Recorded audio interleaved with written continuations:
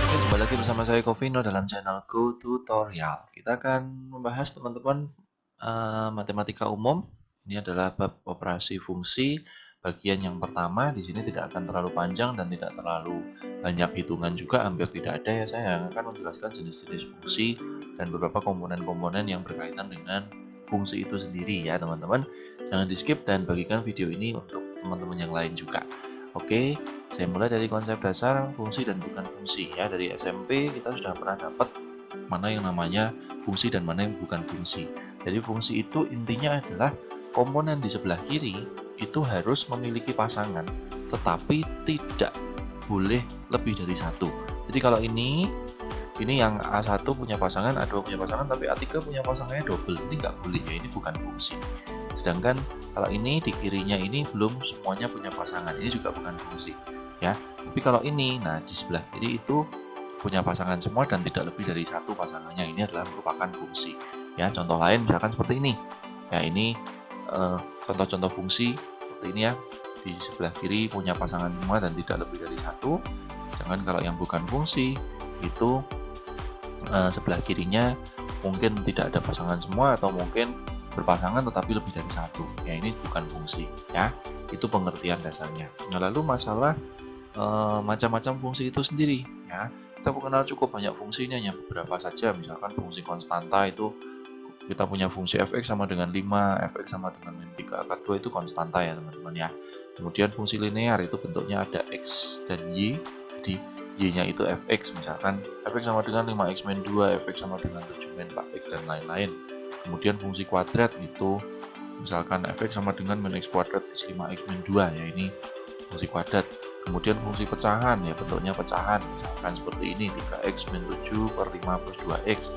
Lalu fungsi akar ya, misalkan bentuknya fx sama dengan akar 2x min 5 dan lain-lain.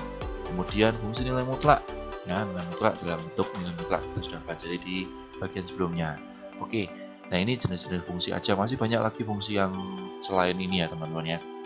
Nah, lalu unsur-unsur dasar fungsi kita punya yang namanya domain, kodomain, dan range ya.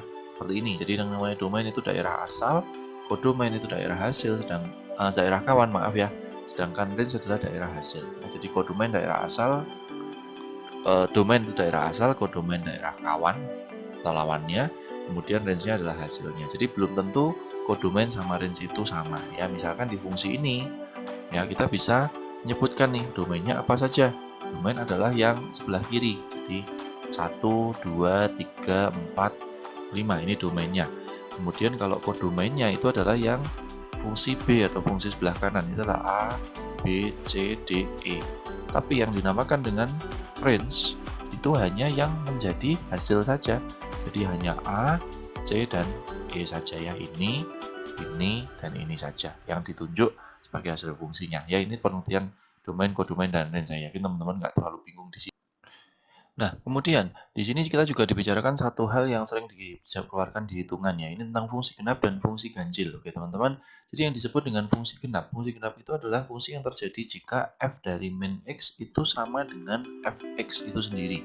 Dan contohnya misalkan seperti ini, fx sama dengan 3x kuadrat ya, atau fx sama dengan 2x kuadrat min 5. Lu kok bisa ya? Nah, di sini saya contohkan seperti ini teman-teman. Misalkan dari fungsi ini ya, kita masukkan f dari 2 deh. F dari 2 kan akan menjadi 3 kali 2 kuadrat, ini menjadi 12. Tapi kalau kita masukkan minusnya, 3 kali min 2 kuadrat, ya, jadinya tetap 12. Nah, ini sama teman-teman. Nah, ini namanya fungsi genap. Ya, sedangkan fungsi ganjil itu terjadi jika nilai f dari min x itu sama dengan minusnya dari fx itu sendiri. Contohnya, misalkan fx sama dengan x pangkat 3, atau fx sama dengan min x kuadrat ya. Ini contoh, misalkan saya pakai yang ini, f dari 3, ini kan hasilnya min 3 pangkat 3, ini akan ketemu dengan min 27. Sedangkan kalau f dari min 3 ini akan dapat min dari min 3 pangkat 3.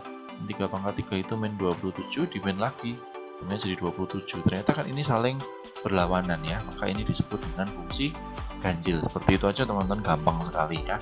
Nah, berikutnya ini pengertian yang kadang-kadang bikin bingung ya, termasuk saya waktu belajar ini juga cukup banyak konsep yang sebenarnya tidak terlalu sama ya. Jadi ada banyak versi ya, tentang fungsi subjektif, injektif, dan disjektif. Saya terangkan seperti ini. Kalau subjektif ya, subjektif itu prinsipnya adalah yang kanan atau kodomen itu harus ada pasangan, ya. Kanan harus ada pasangan. Tapi kalau injektif itu kiri, ya, harus ada pasangan, ya, masuk ke kanan, ya, masuk ke kanan. Jadi kirinya harus ada pasangan, tapi di kanannya ini tidak semuanya ada pasangan. Jadi in itu masuk, ya, bahasanya seperti itu. Sedangkan kalau bijektif itu adalah fungsi perkawanan satu-satu. Jadi mereka punya pasangan satu-satu, kiri dan kanan itu saling berpasangan satu-satu. Itu contoh pengertian fungsi surjektif, injektif, dan bijektif. Jadi kalau misalkan kita diberikan beberapa fungsi ini, yang mana merupakan fungsi surjektif, injektif, dan bijektif, ya. Maka kalau ini jelas kiri punya pasangan, kanannya masuk. Jadi ini adalah fungsi in, ya, injektif. Sedangkan kalau ini, nah ini yang jelas dia merupakan bijektif. Tapi karena kanannya juga punya, dia juga bisa dikatakan sebagai fungsi surjektif juga. Kalau ini, ingat ini yang di kiri ini ada pasangan double, berarti ini pasti bukan fungsi. Jadi nggak usah dicari surjektif atau injektif atau bijektif, dia bukan merupakan fungsi. Sedangkan ini juga bijektif dan surjektif. Seperti itu ya teman-teman ya, gampang banget pokoknya. Prinsip ini dibuat sederhana saja. Ini beberapa hal yang mengenai tentang konsep-konsep fungsi dasarnya aja, dan tidak terlalu banyak hal yang harus dibahas di sini. Sekian video kali ini. Jangan lupa nantikan video-video selanjutnya, dan jangan lupa teman-teman share ya ke teman-teman yang lain. Terima kasih sudah menonton, dan sampai jumpa di video-video selanjutnya.